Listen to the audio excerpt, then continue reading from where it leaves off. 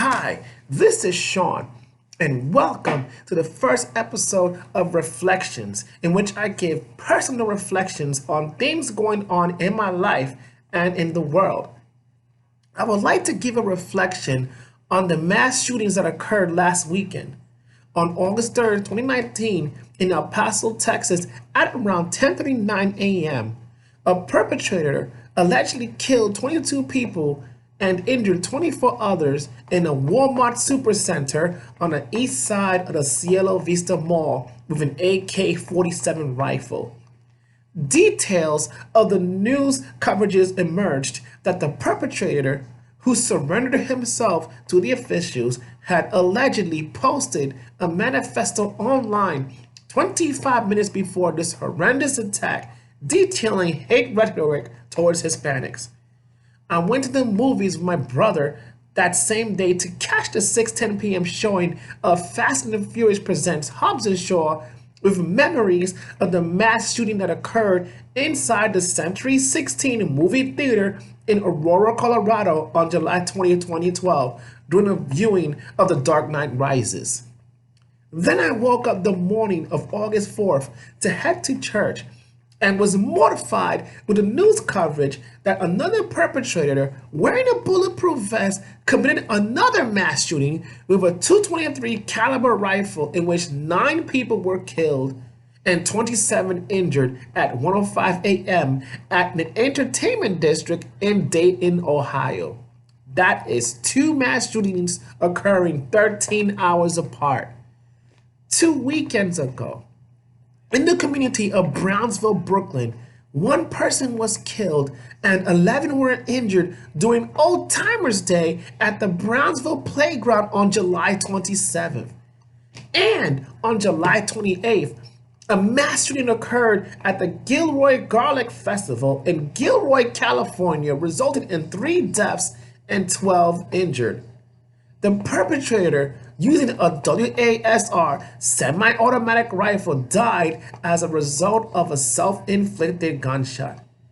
Counting the shootings that occurred over the past 2 weekends, not including the perpetrators, that's 35 deaths and 74 injuries due to mass shootings over 2 weekends. I wanted to discuss 2 issues that permeate through these shootings. The first issue is the hate rhetoric towards minority, people of color, or immigrants, which has steadily increased over the past 3 years. According to media coverage, the perpetrator in El Paso allegedly posted an anti-Hispanic manifesto online.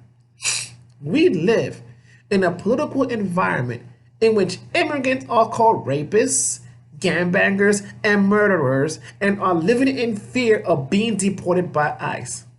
We live in a political environment in which immigrant families are separated at the border and having to endure subhuman living conditions. We live in a political environment in which 4 congresswomen of color who are also United States citizens are told to go back to the countries they came from. We also live in a political environment in which those attending political rallies are incited to chant, "Send them back, send them back." As a US born child of Dominican immigrants, I am mortified by the hate rhetoric that has permeated into this country. We need to rise above the historical hate that has continued to plague the United States. The best way to overcome hate is to love. We need to love each other regardless of our differences, whether these differences are due to ethnicity, immigrant status, gender, political party associations or affiliations, or sexual orientation. I pray that this pervasive hate is overcome with love. The second issue I want to discuss is the availability of guns, assault rifles, or AK-47s. I understand the Second Amendment. However, it does not mean people should be walking around with semi-automatic weapons. Not only that, There are shootouts occurring in our communities. Whenever there is a mass shooting, both sides of the political spectrum move to their polarized views, and nothing is done in relation to common sense gun laws. Instead, mental illness is scapegoated for the mass shootings. I have been working in the mental health field for the past 20 years and am offended whenever mental illness is used as a political crutch. According to Phil McCausland's November 28, 2017 article, which is titled Connecting Mental Illness and Mass Shootings Misses the Point, experts say, it was stated the belief that the mentally ill are more likely to take part in a mass shooting appears to be misleading. There were 198,760 homicides committed by firearms in the United States between 1995 and 2015, according to the National Center for Health Statistics. Despite the high number, a 2016 report by the American Psychological Association report says that fewer than 1% of firearm homicides are committed by persons diagnosed with a mental illness. In other words, people living with mental illness are generally not violent enough to commit mass murders. In essence, there needs to be common sense gun laws.